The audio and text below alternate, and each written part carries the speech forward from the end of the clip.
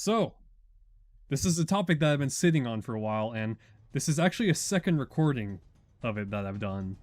Uh, Hidden Gems. Now, I've got quite a few games in here, as you may have seen on the Game Room tour, and I've explored a lot of weird or niche, obscure titles over the years. Across all systems, really. If I ever see something that's like, oh, I never heard of this, this looks weird. Hey, maybe this might be rare or something. Why not give it a try? And why not just share some of that with you? Originally, I just kind of mashed this up all together with games from different systems across different generations, but the more I thought about it, I'm like, that's probably not something people would care to see it. At least not that way. So why not do it by systems individually and maybe grab at people's interest more? And this first one I'm doing, everything I'm about to show you is on my PS3, but keep in mind that these are multi-platform games. Most of them are anyways. So bear that in mind for this first video anyways. Now, without wasting any time, how about I show you the game that I've already reviewed this on my channel if you've seen earlier, and for me, this is personally what actually got the ball rolling on, wow, I actually want to seek out these games I've never heard of prior to this before, games that might be considered obscure. And I've never met really anyone who's ever bothered to play it before. And that is Syndicate. Now, it's an EA game, which might catch you off guard because I'm still sure that there's a lot of you who are like, I've never heard of this. Well, if you want me to describe it to you real quick, if you're waiting for Cyberpunk 2077 and want something to hold you over, this is perfect. Absolutely perfect for you.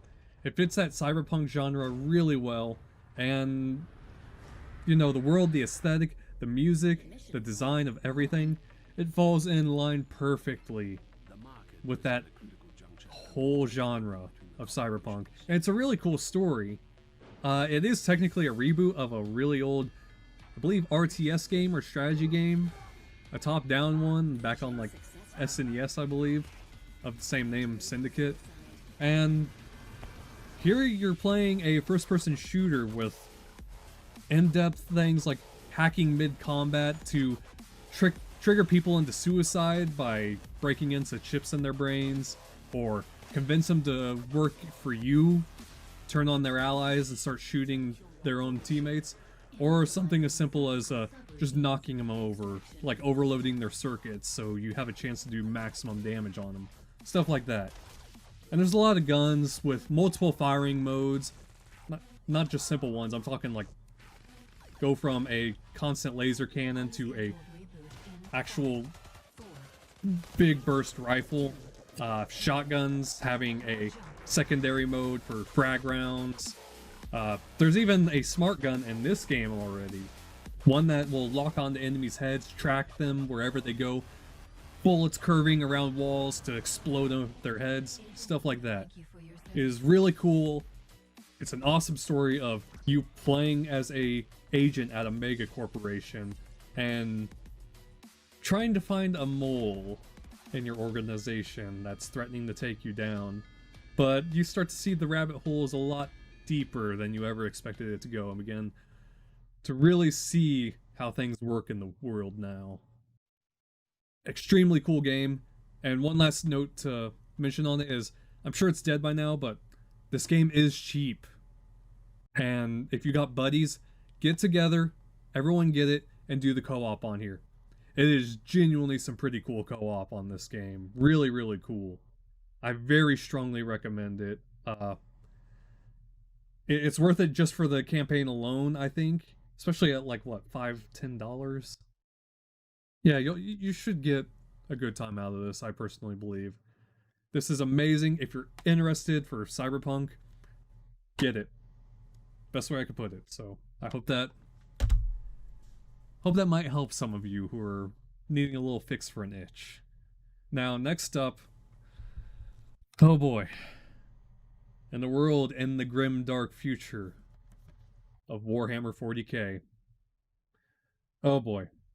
If you're a fan of Warhammer 40k, you've probably already played this. But for those of you who got little idea or knowledge about the series, this was my first step into it. After this, I started reading the Horus Heresy books and some of the other uh, games, actually. Started playing a few, such as Deathwing, but this right here is an awesome third-person shooter game. One that makes you feel like a one-man army, and more or less in the universe of Warhammer, a Space Marine is kind of like that. And a universe where everything is overpowered. And you are a Space Marine with 2 hearts, 3 lungs, and you refill your health by going into blood-curdling rages and meleeing enemies to death and executing them. It is a very gore-filled, brutal, awesome time.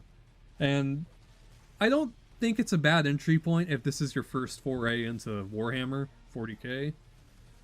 I grasped it enough, and after I went and read more, it pretty much clicked for me, so I think this is an excellent recommendation, and it's one that's pretty cheap. Great story, great gameplay, pretty brutal, so that's up your alley. It's perfect for you. Strongly recommend the game. It definitely deserved a lot more love. It's a shame it never got the sequel it deserved. Alright. Oh boy, this game. So, if you've ever heard of a studio called Suda51, you already know what to expect from this game. Suda51 games are some of the weirdest, most off-the-wall stuff I have ever played. But in a good way. They're just wild, chaotic, typically pretty gory trips, and this one is no joke. You're more or less a Hispanic demon hunter who just kind of got his girlfriend taken away from him, and you're pretty determined to make hell pay for that. The humor is crazy in this game. The combat's actually pretty cool. I enjoyed it. The aesthetics in the world are so weird and twisted. The back says it the best. A twisted psychological action thriller from the Nightmare team. You're using the power of light to kill all the demons in the darkness, and it's just got so much grotesque, disgusting visuals, but in an awesome way. I still need to beat it personally, but just from what I played, this game is a hell of a good time. No pun intended. I think this one's definitely going to be a little more on the rare side and harder to find, but I'd say it's pretty well worth it. I'll have to double check if some of these games are on Steam, so I'll mention that too below in the captions if that's the case. Okay. Next up. This series has probably blown up in popularity more as of late, but I've been a fan of it since the very first game released here in the US. And this one, I never hear it really brought up, along with a couple other games in the series, to be honest, but Katamari Forever. Yeah, the cover might seem a little bizarre to you. This is a PS3 exclusive game, but the concept is so simple and yet so addictive for those of you who aren't familiar. Essentially, imagine a ball. You start out as the size of a marble, rolling through a house, and you start seeing things like, oh, look at that, there's some matches and stuff. So you roll it up and it sticks to your ball. It grows in size. Okay, you keep rolling up little things, tacks, erasers. Now you increase that scale, and soon you're rolling up, I don't know, trash cans, buckets, TVs. The size increases again. Now you're rolling up people. Now you're rolling up cars. Now you're rolling up trucks and semis and boulders and trees. Now you're rolling up whole buildings. Now you're rolling up Godzilla. Now you're rolling up planets. Yeah, that's the best way I could summarize it. It is such a simple, I know it sounds probably weird to those of you who've never experienced Katamari, but believe me, it's weirdly addictive in a really awesome way, and everyone I've shown this game to, they all are like, yeah, I could keep playing this. Doesn't matter what their usual tastes are, it's just something that they kind of get into. And there's all sorts of little modes and levels and different objectives in some of them. Some of them have like very unique things like, hey, collect objects of only this color, or find things with only this pattern, or whatever. It's a lot of wacky, crazy, hilarious, funny stuff with a bizarre story, but it's one you could get into and probably dig, I'm sure. This one has probably the most different visuals of the series because they went with like this sort of Borderlands 3 comic cel shaded style, whereas all the other ones didn't exactly have that. It was very defined colors, but everything in this game has like a thick edge. Oh, but it does have multiple graphics filters, so I forgot you could change that. So, hey, that's something to bear in mind. Next up, oh god. I think this game has kind of picked up in popularity a little bit over recent years. I've noticed the name mentioned a little more, especially around the time that Call of Duty had a little fiasco or controversy about something they put in the game. But that would be Spec Ops: The Line. Oh god. Um, this might be one of the most jacked up games I have ever played. Uh, I really don't want to say much because I don't want to spoil anything. When you first start playing this, it's probably going to seem like such a generic third-person shooter, but I promise you, the story will keep you hooked.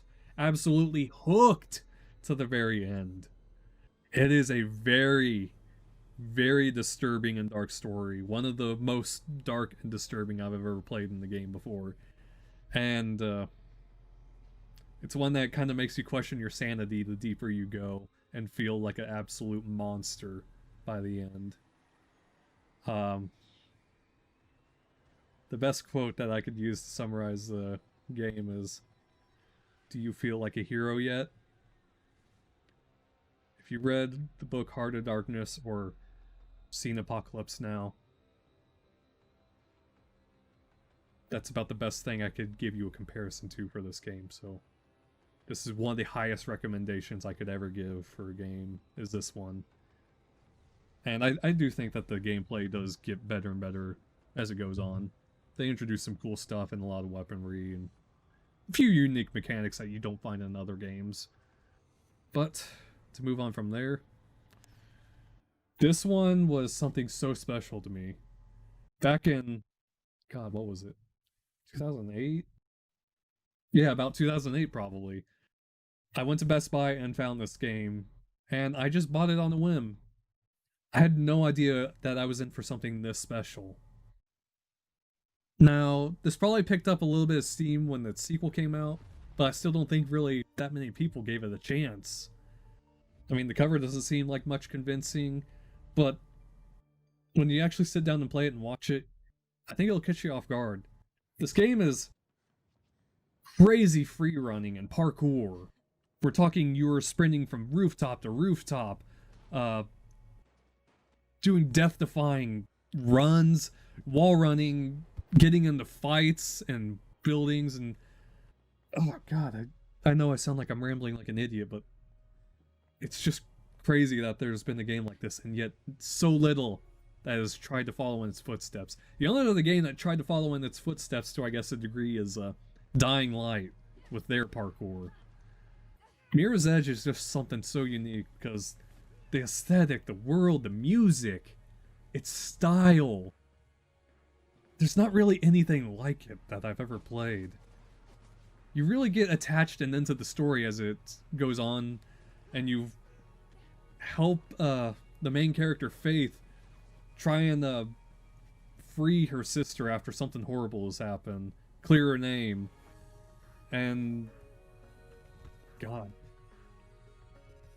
just the amount of crazy stunts that you're doing. You're sliding down buildings, getting into the gunfights with cops, and trying to outrun them, going into places so high and then also deep underground, and just doing so many tricks that can make you feel like your heart's stopping, going, oh god. It's crazy, but wonderful. It's a game I'd strongly recommend playing at least once. I think it holds up amazing today, and I would say it holds up even better than its sequel, to be honest. Another thing that if you're waiting for Cyberpunk, maybe give this a go. Because it does kind of fall within that genre, actually. So, bear that in mind. I think it'd be a great title for you to give a shot. Next one. Oh, boy. You know, this game really needs a remaster. Not many people seem to ever play it or ever talk about it. I never beat it exactly, but I played a good chunk of hours into this game. And it's something so special and unique. What grabbed me was, I was into Driver a long time ago. I remember playing the first game so much on the PC. I loved it. And then I heard the game kind of tripped and fumbled from there with a few of the other entries, but this last game, it went so unnoticed, and yet those who have played it are like, this is awesome. The best way I could really... The story to it is like a cop drama, basically, with a really bizarre twist that you will not find in many other, if any other video games. Of being able to swap bodies as you're driving through the open world and doing missions, and take control over any vehicle that you see, whenever, wherever. It's really crazy, but cool. I love it. I don't know, man. This is just one of those things that you really have to give a shot on your own. So, feels great, plays great, looks great, everything. I'd strongly recommend this game if you get the chance. And I guess one other thing worth mentioning is it's got some pretty cool cop chases, so bear that in mind. Any Need for Speed Most Wanted or Hot Pursuit fans out there, anything along those lines, that's up your alley. Right there, that's perfect for you. Give that game a chance. It deserves more love than it ever got. Next up, this is for anyone who was a fan of the old Legend of Zelda games. 3D Dot Game Heroes. This is a really unique twist. It does play almost exactly like the original Legend of Zelda, but with kind of combine it with Minecraft to a degree, and the fact that you're creating your characters, your heroes, or you can choose pre-made ones and work with that, but it gives you so much creativity and freedom with really fun gameplay. I'm not much for this sort of game, but something about this really captured this genre really well. And just as you go on through it, yeah, getting to make your own character and have wild, cool upgrades, like, see that right there? You can actually expand your sword to be really wide and reach out super far with upgrades. It's just wild. Again, if you're a fan of Legend of Zelda, look into that game. That's one that you could really get into. Alright.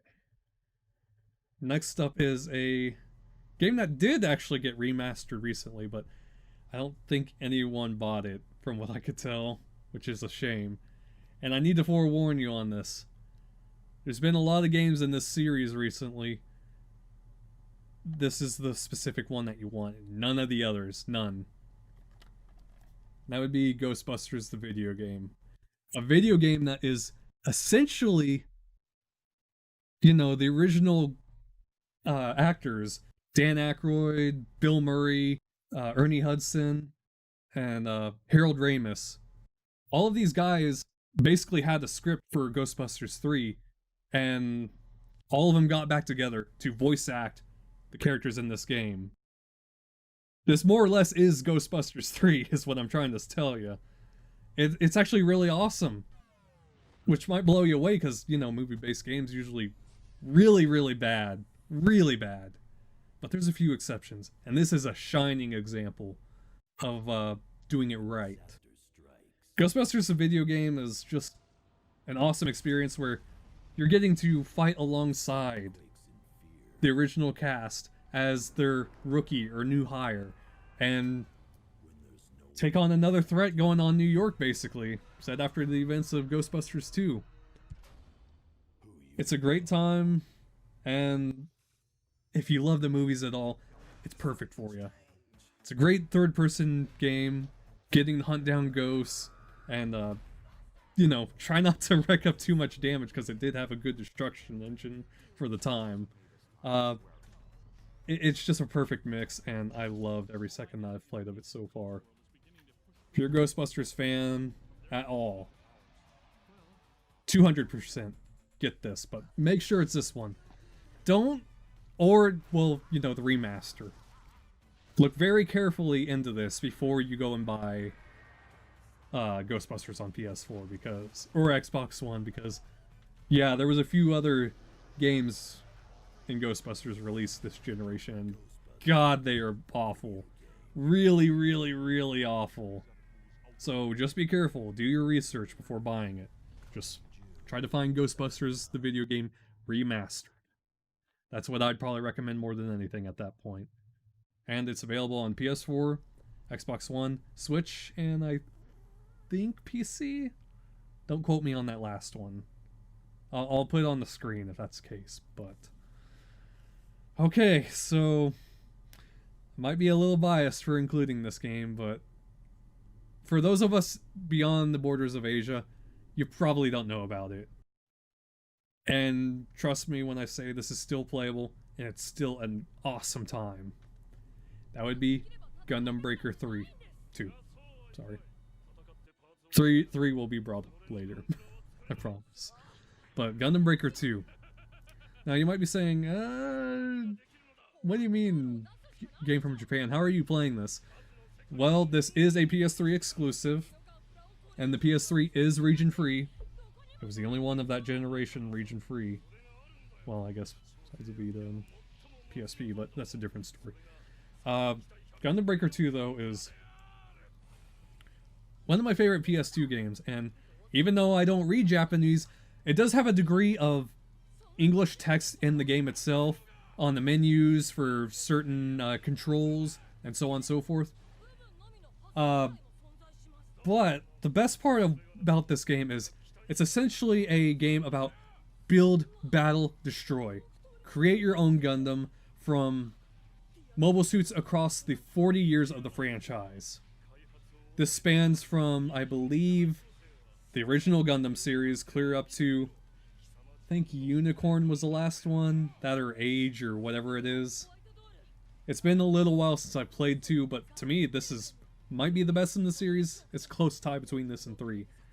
But having this much creativity and being able to design your own mech and send it out into battle and watch as it, you know, you build up your destructive abilities and weapons and upgrade it. There's something so satisfying about that. So empowering. And it gives you a lot of freedom. A lot. This is probably one of the most customizable games that you can play. I just enjoy this gameplay of essentially taking the model kits, the Gunpla, and going into these big battle tournaments, facing all sorts of enemies from other mobile suits to master grade mobile suits that stand way taller than you, to perfect grade kits that tower over you, whereas you're 1/144th scale and they're 1/160th scale, and then battling mobile armor bosses that are massive. It's such an awesome time, and it's one that you can really get into if you love so much freedom. And the more you get into it, there's more of a challenge. It's got some good level variety, I'd say, and some extra game modes. There's stuff that's in this game that I'm like, man, that should have been in Gundam Breaker 3. But to just get it out there, if any of that sounds interesting to you, even if you're not a fan of Gundam, if you just like mechs in general, check it out. And don't worry too much about the language difference. I was able to pick up on it pretty easily. It didn't take that much effort.